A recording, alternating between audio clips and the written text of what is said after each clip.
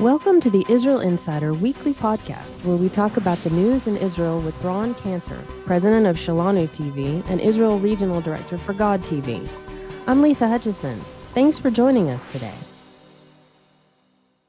Ron, first up, I think it'd be great if we could update the listeners on what you know of the situation in Afghanistan. We've Sure. seen a lot on the news, and we can tell that it's just a horrible situation. But I believe you've had some contact with someone who's a little closer to the situation there. And would you share with everybody what you know? Yeah. So obviously everyone around the world, particularly in the US, knows what's going on in Afghanistan. This is probably one of the most poorly handled military events in modern history in terms of the removing of US troops from Afghanistan. Mm-hmm. I understand that Americans don't want to be there anymore. It's been 20 years. I get that. It would have been smart. And again, I'm not a genius for figuring this out, but would have been smart to first remove all of the civilians, American citizens living there, then remove all of the Afghans with green cards and interpreters and people that have worked with us, people who would be targets of the Taliban, help get them to other nations, whether in Europe or America or wherever. And by the way, let me just say this about when we talk about immigration, there are some people in my home country of America, I'm Israeli American, who are like, well, I don't want those people living next to me. I heard a TV host of a news program say the other day, well, you want them living next to you? Well, I want to just remind that person that that's what America is. Mm-hmm. We are a country of immigrants. Your family, my friend, was once immigrants in another country. They seem to give European immigrants a pass. But the fact is what makes America great is not that we've got a bunch of white people.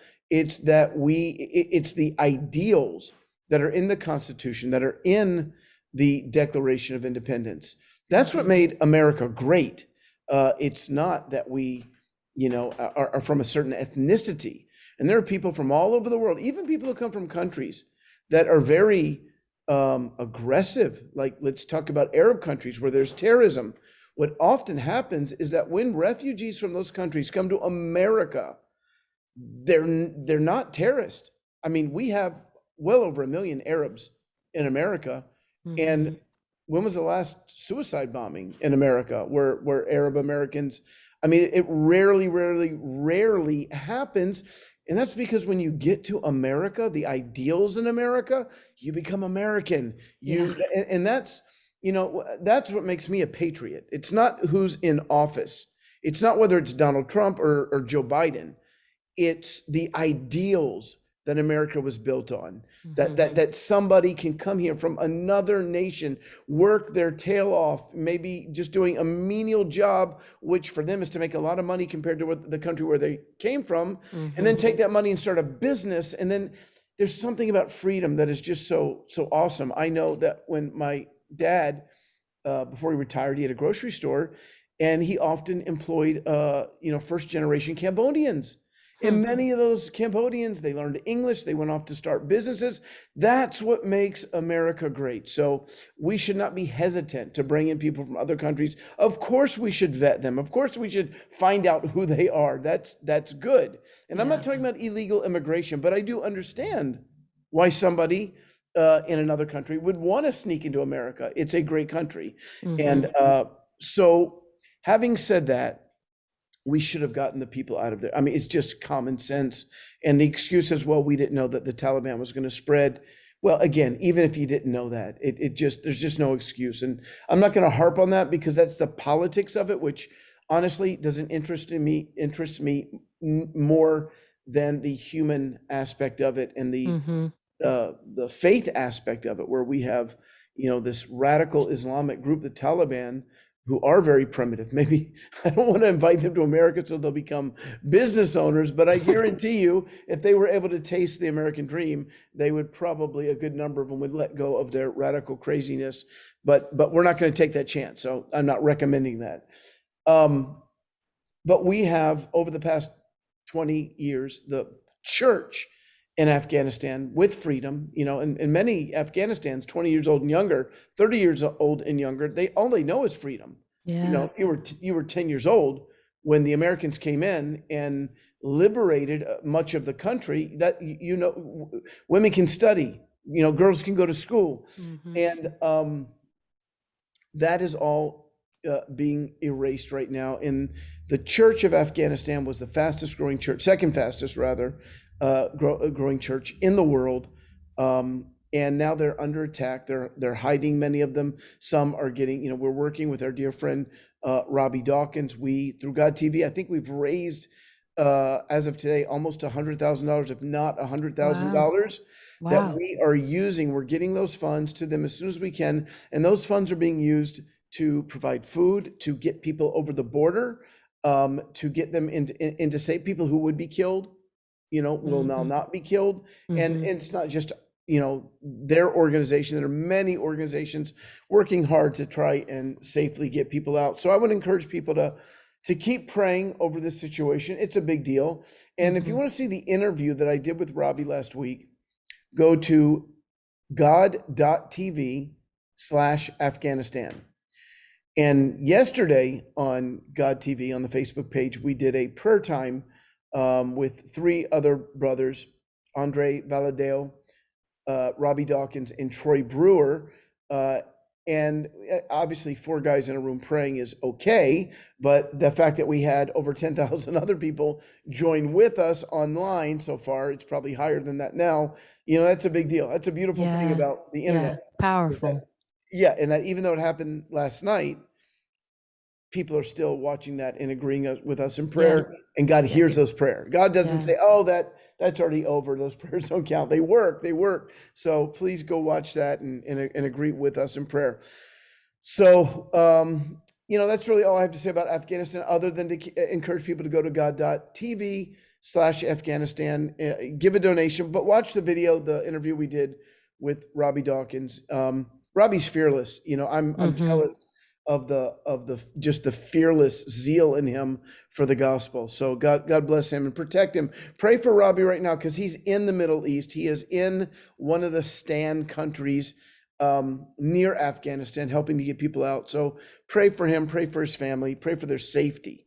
Mhm. This is very real. So Mhm.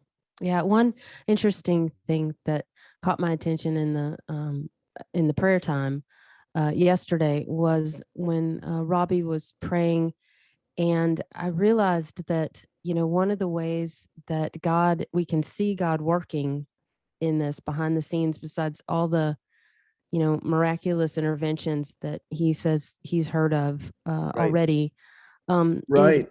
is that it's so amazing to realize, the enemy, the devil, is thinking he's extinguishing the church in Afghanistan, but it's kind of like, the picture I got in my mind was like, Jesus was holding a dandelion, and he blew on the dandelion, and all the seeds went everywhere and those were the people who are being scattered, the church that's being scattered out of Afghanistan, and it's going to just spread. It's like all those people, wherever they end up, in whatever Muslim country, or even here in America, if they come here, it's like that fast growing church, that passion, that power that those people have in their walk with Jesus, it's gonna spread. It's like the enemy thought he was Amen. extinguishing it, but it's gonna spread. So I was really just, I know there's tremendous pressure and persecution. I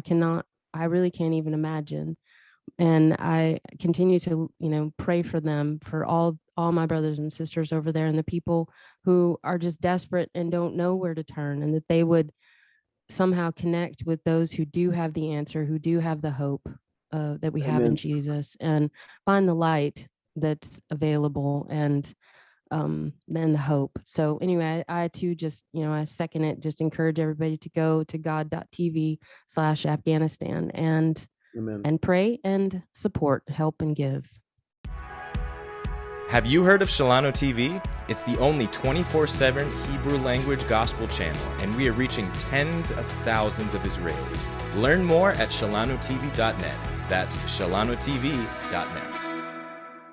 Another big thing in the news from Israel is Prime Minister Bennett, Naftali Bennett, has made a trip to Washington, D.C. and has met today, Friday, with U.S. President Joe Biden to talk about the big topic that is for sure in front of Israel and I think the world, which is Iran and Iran's race to get nuclear weapons. And they're really close, like maybe 2 months. That's not long, 2 months away. And so can you share with the listeners a bit about how that meeting went? Yeah. So as you know, we're at the time of this recording, they literally just got out of their meeting. They had a 50-minute meeting in the White House where they talked about Iran, amongst other things. Let me just start by saying that, Prime Minister Bennett has been the leader of Israel for just over 2 months, 2.5 months. And this was an opportunity for him to really kind of solidify, himself as prime minister, or him in Yair Lapid as leading the government, as opposed to what we've known since 2009, which is the Likud party leading the government under Prime Minister or former Prime Minister Benjamin Netanyahu, who it is looking more and more like this government is going to succeed and less like Bibi is going to topple it. His next opportunity to try and topple it will be when the budget that has passed the initial stage of voting will go to the full Knesset. And if the budget passes, that'll be a big defeat for the former prime minister. It'll be a huge achievement for Israel because we've not had a budget for 3 years. And so it's going to fund a lot of needed ministries that, particularly things that take care of the poor and immigrants. And so these are, it's a big deal. Now, certainly Bennett was hoping to go to the White House and, meet with President Biden, make a big deal about it. He wasn't expecting that yesterday there was going to be a suicide bombing in Afghanistan. We forgot to mention that during the Afghanistan. Of course, everyone knows about it. It's not news, at least not today. Tragically, 13 U.S. servicemen died. And to be, again, if this had been done rightly, those 13 men would be alive. That's just the fact. That person, whoever it was who set off that bomb, wouldn't have been anywhere near Kabul if this was done correctly. Would have gotten people safely out of there. That's just tragic. So that obviously it meant that I think they were supposed to meet yesterday, Bennett and Biden, and so they couldn't meet. Biden had to give a speech, and and I don't know what's going to happen with President Biden. This is one of the worst things to happen to a U.S. president. And I shouldn't say happen to a U.S. president. I should say happen because of a U.S. president, because of his policies. And so we'll see how this plays out. But Bennett, going to meet with the American president, that's as big as it gets. I mean, nothing says you're prime minister more than getting this achievement under your belt by having to sit down with the president. Now, what he is trying to do or tried to do, I have not seen any footage of their meeting because it just happened. But obviously, he is going there to say, even as you're, coming in, bringing a new tone, I'm bringing a new tone. I've put together a government of people who are settlers, who are Zionist, who are secular, who are atheist. We have Arabs, we have Jews, we've got the most diverse government in the history of Israel. And we're making it work. It's been 2.5 months. So normally that wouldn't be such a great achievement. That would be an assumption. But in Israel in recent years, that actually becomes a milestone. So he's coming to Biden and he's showing off that he's been able to keep this government together. And so I'm just reading now from some of the highlights of their meeting. Bennett, at the end of his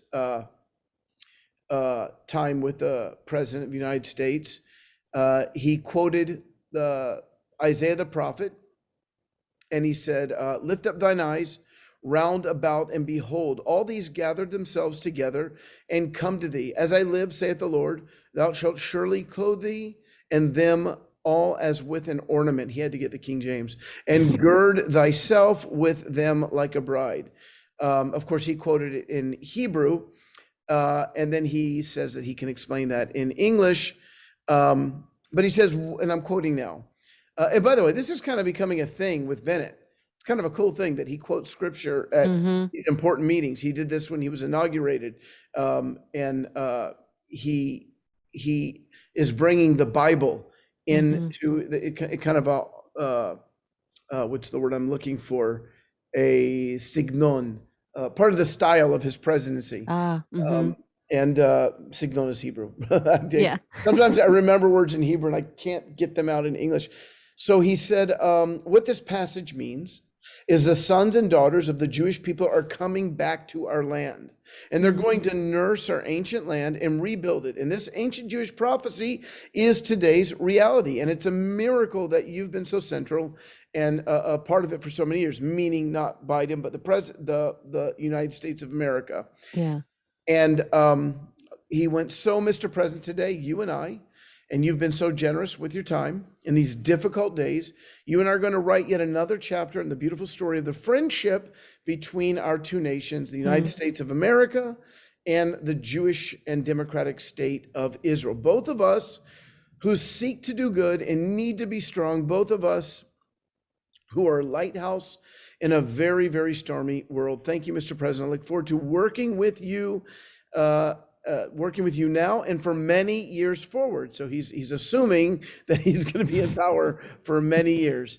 And then Biden thanked him and said that much credit, quote, should go to Barack Obama for making sure that we committed to that qualitative edge. And he's referring to I think it was a $35 billion commitment that Obama made at the end. It was actually quite a surprise because whether Biden wants to admit it or not, the Obama years were tough for us in Israel. I've never believed that Barack Obama is a Muslim, but I do believe that he has affection, had and has affection for Islam because he grew up in it in Indonesia. And he talks about the sounds coming from the minaret being some of those beautiful sounds he's ever heard. Now, if you ever go to Jerusalem and you wake up at 5 a.m., by the same sound, it actually is one of the most unnerving sounds. It's not, yeah, it's not beautiful, really. It's very eerie at 4, 5 o'clock in the morning. And it's eerie because my experience as a Jewish person who's grown up in the midst of Islamic terrorism, that's what I think of when I hear that. Now, when he grew up, as 9, 10, 11 years old, that's the culture that he's a part of. And he's like, it brings back fond memories. I get that, but you can't bring your fond memories into a geopolitical discussion and then make policy based on that. So now Bennett's goal is obviously Iran, to get a commitment from Biden not to do business with Iran. And according to all reports, Biden pledged that Iran will never get nuclear weapons. Now, that's great. That's wonderful. My confidence in anything Biden says right now is not very strong, again, given the way that we've seen things work out in the whole issue in Afghanistan right now. Biden's a tough talker. That's kind of, he's, Mr. No Nonsense. Come on, man. But at the end of the day, I just look at the debacle in Afghanistan. What makes me think he's going to be tough with Iran? I don't know. I hope so. But even I think one of the things too that I read about it is either way, Israel, y'all are so, self-sufficient. You're already planning, I read where the IDF, while Bennett and President Biden were meeting, the IDF they're making plans, they're not going to y'all are not going to let Iran go nuclear. And I don't know what that means or will look like strategically, but I can tell, by the tone in the articles that Israel's not gonna just sit by and wait for someone else to take care of this. No, and one of the things that Bennett did do with the president is he used the Kabul bombing to push the U.S. to have a tougher stance on Iran, just to remind President Biden, this is what these people do. Outside of, a conversion to Christianity, outside of, a complete and radical change, this is what they do. Iran, they lie, and then they lie, and then they lie again. You cannot trust anything that the leadership of Iran says. You simply can't. And that's why the agreement with Iran in the first place, back during the Obama years, was just ridiculous, because you're taking the word of the Ayatollahs, who have shown us for years and years and years that they have no problem lying. It's part of their religion allows them to lie. Their radical form of Islam allows them to lie in order to get, a perceived outcome. Now, also coming out of Israel, Lapid, who is Yair Lapid, who is Bennett's partner, who really is the one who's credited for putting this government together, but he couldn't do it without Bennett. So Bennett got to be prime minister. Lapid is foreign minister, but he said he's praising Bennett for his successful meeting with U.S. President Joe Biden. The friendship between our two peoples is also based on the good personal ties between the leaders. The prime minister's successful visit contributes to Israel's security, its future, and its political power. And I will tell you this, that this type of tenor between these two guys who don't believe the same. Bennett is a settler, even though he lives in Renana, which is one of the more Western. It's not in the settlements. It's one of the nicer cities. It's kind of like the Hollywood of Israel, or some other part of LA, Orange County, where wealthy people live, and a lot of immigrants from Western states live. But his heart is with the settlers. His heart is with settling the whole land of Israel. Lapid is more in the center. But I'm so impressed how these two guys, they just keep praising each other. You just don't see that when if Netanyahu was coming back from a trip, when Bennett was the defense minister, not Bennett, but Gantz was the defense minister, they didn't like each other. And they didn't go out of each other's way. And they formed a partnership to have a government, but they hated each other. It didn't last. And right now, the Likud, it's just so funny. They're wanting Gantz to leave this government that's proving to be successful so far, to leave this government and come back and work with the Likud, get them over the hump. And they're telling him he can be prime minister. Of course, if he would do that, and he's not going to do that. But if he did do that, his career in politics would be over, because he would be seen as the ultimate flip-flopper, having done this already a year ago or a year and a half ago with Bibi, only to regret it and then to do it. It's not going to happen. But what is happening in the Likud party, and this would be of interest to our listeners, is that there's a real fight to replace Bibi. Now they're all saying, of course, we're not going to replace Bibi because he's still the chairman of the party. But if he were to resign, if he were to walk away, I would be the right one to replace him. And some are even talking about challenging him outright. Yuli Edelstein, who was our former health minister and former speaker of the Knesset. But the one person, and I'm going to tell you, this could bring me back to the Likud, is if Nir Barkat becomes the leader of the Likud. Now, many of our listeners don't know who Nir Barkat is, but he is the former mayor of Jerusalem, successful businessman. He actually reminds me a lot of Naftali Bennett. He's not religious like Bennett is, but they're both very practical. They're both people who made millions in the private sector, through business, and then turned to politics. And Barkat did an amazing job in Jerusalem, even at one point tackling a terrorist who was wielding a knife. Wow. It was a pretty big deal. He had a security team around him, and he jumps out of the car and tackles the terrorist. Wow. So unless that was staged, and if it was staged, then it's maybe even more impressive that 10 years later, nobody's figured that out. But he is a guy that I have always really, really liked. He values evangelical believers. And I would love to see him become the head of the Likud party. He's certainly somebody I could support.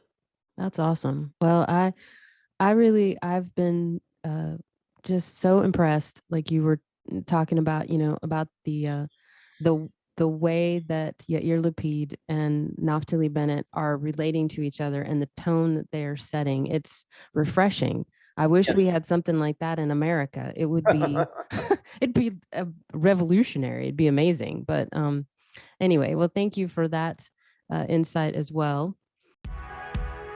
If you're enjoying the Israeli Insider podcast, then make sure to sign up for Ron's emails from Israel, full of news, teaching, and his new series, 52 Stories of Life in Israel, sent out every Sunday. Just go to roncanner.com to sign up. For the last story today, I love archaeology, and all the finds and the history in Israel always just fascinate me. And so this week in the news, there was a 1,500-year-old coin that they found at a dig near Tel Aviv. Would you like to fill us in on that story? Yeah. So they found this coin, and I'll just quote from our article: the excavation unearthed of evidence of agriculture, industrial activity at the site during the Byzantine period. That'd be about 1,500 years ago, and it gives credence to the fact that at the time there were Christians here. It's believed to be minted in 638 or 639 AD or CE. And on one side of the image is Heraclius, the Byzantine emperor at the time, but on the other side, it contains three figures depicting Jesus's crucifixion at Golgotha. So this is an interesting thing because, it's one of the things I've been studying lately in a course I've been taking, is that you have three stages really in terms of how Christianity dealt with Israel after the resurrection.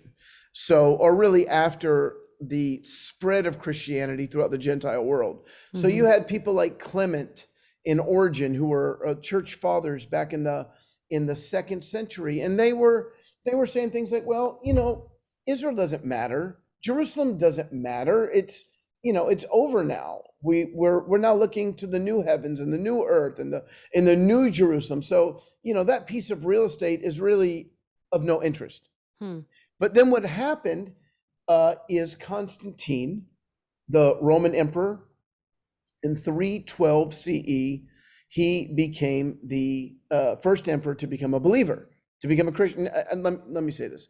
I don't know if he was a believer. I don't know if he was genuinely born again. I don't know. He did a lot of really bad things in the name of Christianity. So maybe that was just due to his bad theology. I don't know. That's in God's hands. I can tell you he became a vicious enemy of the Jewish people, wrote some really horrible things. He is credited with taking Passover, which was the means by which early believers celebrated the resurrection of Jesus, not Easter, but Passover. I always find it funny when theologians talk about that very first Easter morning when Jesus rose. No, Jesus didn't rise from the dead on Easter morning. There was no such thing as Easter morning on Easter morning. He rose from the dead. Actually, and I digress a little bit, but I think this will be of interest. He rose from the dead. So he dies on Passover. But then the Bible says on the first Sunday, after the first Saturday or Shabbat, after Passover, that you're supposed to bring what's called a first fruits Rosh HaKatzir, head of the harvest offering to the temple or to the tabernacle. And so Jesus, that's why Paul said, by the way, that Jesus has become our first fruits from among the dead, because he understood, being a brilliant rabbi and theologian, that Jesus rose on the day of the first fruits offering, which begins the counting of what's called the counting of the Omer, which is a 49-day counting leading to the day of Shavuot, which is called the Feast of Weeks. Why? 7 times 7 is 49 days. 7 weeks, the Feast of Weeks. We also call it the first fruits because that's when the first fruits harvest comes forth. You make the offering at the beginning and then the harvest at the end. And then the very next day, on the 50th day, you celebrate the Feast of Shavuot, or what many people call Pentecost. Hmm. So I don't know how I got into that about Easter and Constantine. So he said, no more Passover. We're not going to use the Jewish calendar anymore. We are going to change it to Easter, and we're going to have our own calendar that we're going to go by, and enough with those horrible Jews. And I'm using nice language. If you want to Wow. read this quote, it's out there. Now, Wow. but what he did do is this, is he sent his mommy, Helena of Rome, he sent her to Jerusalem. And in Jerusalem, she began to go around and said, this happened here, and this happened here, and the resurrection happened here, and the burial, now she probably was right about some things and probably not right about a lot of things, but that began a new wave of pilgrimage. So wave one was, not interested. That's the Jews. God's done with the Jews. We don't even need to worry about Jerusalem. Wave two is, wait, we have a heritage there. Things happened in the Bible there. Jesus was crucified there. Jesus rose there. The first believers, let's go back and make pilgrimage. But that's not, and that's what this coin represents. That's a big deal. So this coin represents these Christians that, they had a foothold there. And then, of course, that led to the fightings with the Muslims and then the Crusades in 1099 through 1299, where they fought over control of the Holy Land. But then there's something deeper, which is the future. And that's where I think in the past 500 years, we've seen more and more theological voices, going all the way back to Count Ludwig von Zinzendorf in the late 1700s, who started a 100-year prayer meeting. And one of the things that Zinzendorf prayed for during this prayer meeting was that the Jewish people would go back to the land of Israel, the restoration of Israel. They began to see the prophecies of the Old Covenant that some of these earlier theologians said, well, they're irrelevant now. They belong to the church, or they've already been fulfilled. And they began to pray, no, these are real. God has an end time plan for Israel. Wow. And so now we have more and more believers believing that God has his hand on Israel, that there's something future. And so, of course, that coincides with not the Christians, the Byzantines, being in the land of Israel, but the Jewish people going back, and then in 1948, becoming a nation. So having said that, this coin, the significance of this coin, it just shows how important that the Holy Land was, at least as a place of pilgrimage in the 600s. And they governed in this area under the Byzantines until the Muslims came in and took over.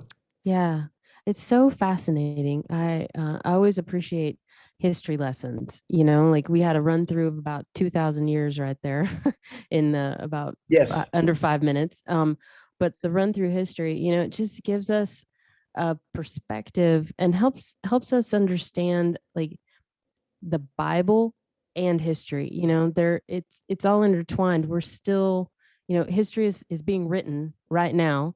And if we could see what it all looks like right now, even like with the Afghanistan church and what's happening there and what's happening in America and in Israel, and if we were reading about it in a book, that would be one thing, but we're living it right now. And but to just understand where we've come from, it helps a lot to understand where we are and where we're going.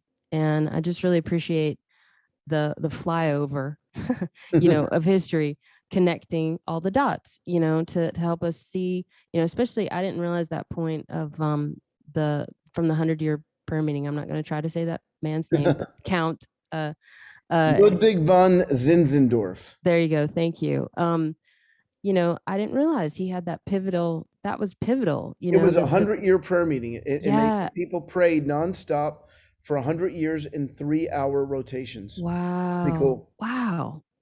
That's awesome. And how, they had that vision that the Jews needed to come back to the land, and that there's, that's pivotal. And anyway, 100 years of prayer, we'll probably only know really in eternity how all that impacted and is still impacting, just like how you were talking about the prayers on Facebook yesterday, go and join it today. And it's still having an impact. Those prayers are still rolling forth, whether you listen to it live or, a taped version. So Thank you for that. And I guess that'll probably wrap it up for this episode of the Israel Insider Podcast. And if you, our listeners, enjoyed this weekly podcast, please be sure to send it to a friend or two and give it a review wherever you're listening from. That'll help other folks find it. And be sure to follow the Israel Insider on Facebook and sign up for our daily email to get the inside scoop on happenings in the Holy Land. Thanks again for joining us, and we'll see you next week.